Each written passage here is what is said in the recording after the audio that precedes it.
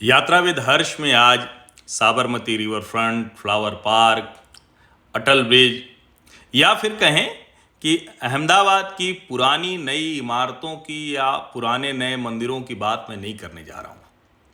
आज मैं एक महत्वपूर्ण यात्रा पर आपको ले चल रहा हूँ और वो यात्रा है इस शहर की नगर देवी, इस शहर की संरक्षक भद्रकाली माता के मंदिर। भद्रकाली माता का मंदिर दरअसल कहा यह जाता है, वहाँ लोग बताते हैं कि भद्रकाली यानी भद्र के नाम पर ही वो कर्णावती शहर का नाम रखा गया था। लेकिन लगातार मुगलों का आक्रमण हुआ और जैसे देश भर में हमारे मंदिरों को तोड़ा गया, हिंदू आस्था, हिंदू संस्कृति, हिंदू विरासत, हिंदू धर्म, हिंदू देवी देवता, उन पर हमला किया, वैसे ही भद्रकाली माता के मंदिर पर ही हुआ।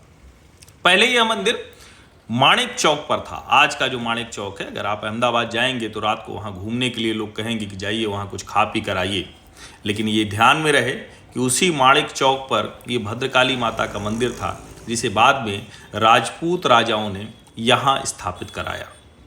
हालांकि एक बात यह भी कही जाती है कि अहमद शाह अब्दाली, जिसके नाम पर अहमदाबाद शहर है, उसने भी इस मंदिर को कोई नुकसान नहीं पहुँचाया, ऐसा कहा जाता है। लेकिन कुछ लोग ये भी कहते हैं कि जो जामा मस्जिद है उसको परिवर्तित किया गया, ये मंदिर से उसको परिवर्तित किया गया। अब आप इस शहर में जाएं तो सुबह के वक्त जाइए।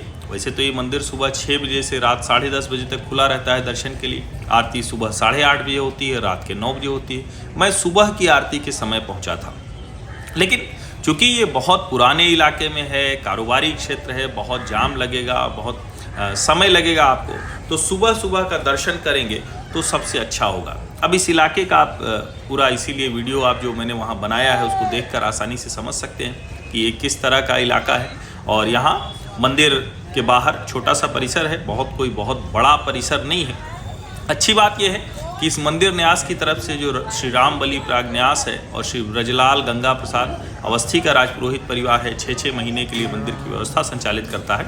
उन्होंने श्री राम बली आयुर्वेदिक संस्थान और श्री राम बली विद्या मंदिर, इसका भी वो संचालन कर रहे हैं, तो उन्होंने इसको भी अच्छे से आगे बढ़ाया है। आगे मंदिर का न्यास वृद्धाश्रम, गौशाला, योग महाविद्यालय, आयुर्वेदिक महाविद्यालय, शोध विकास संस्थान, तकनीकी और संस्कृत महाविद्यालय की योजना पर भी काम कर रहा है। तो एक तो जाएँ तो इसलिए भी जाएँ कि आपको कर्णावती शहर याद में आए, हमारी अपनी विरासत याद आए। दूसरा, जो संरक्षक देवी हैं इस शहर की, वो भी आपको ध्यान में रहें। प्रधानमंत्री नरेंद्र मोदी जब मुख्यमंत्री गुजरात थे तो वर्ष में 2 बार नवरात्र में अवश्य वो जाया करते थे। और आप देखेंगे कि जब वो वहाँ थे, और देखिए ये भी एक पुनरुद्धार की तस्वीरें हैं, तो उस वक्त नरेंद्र मोदी और अभी आप जब जाएंगे मंदिर में तो बहुत कुछ बदला हुआ दिखेगा। तो जो लोग कहते हैं ना कि प्रधानमंत्री नरेंद्र मोदी, चूंकि वो हमारी अपनी जो सांस्कृतिक धार्मिक विरासत है, चेतना है, उसको लेकर बहुत सजग रहते थे।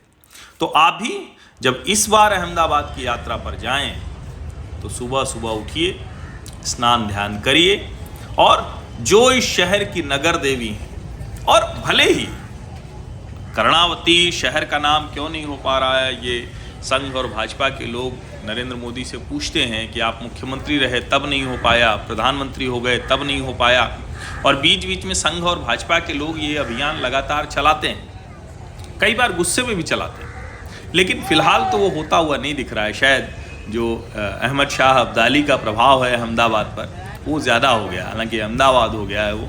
लेकिन कुल मिलाकर ये कि अगर आप बिना नगर देवी के दर्शन के अहमदाबाद कर्णावती से लौट आते हैं तो यकीन मानिए आपकी वो यात्रा अधूरी रहने वाली है।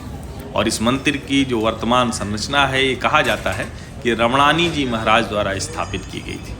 अब वैसे तो इस पर समय समय पर इसको पुनरुद्धार का काम होता है, संरचना दुरुस्त करने का 1885 में, 1932 से 36 तक, 1992 में, और अभी 2010 से लगातार इस मंदिर को सुधारने संवारने का काम चल रहा है। तो ये भव्य आकर्षक मूर्ति देखिए और बोलिए जय मां काली।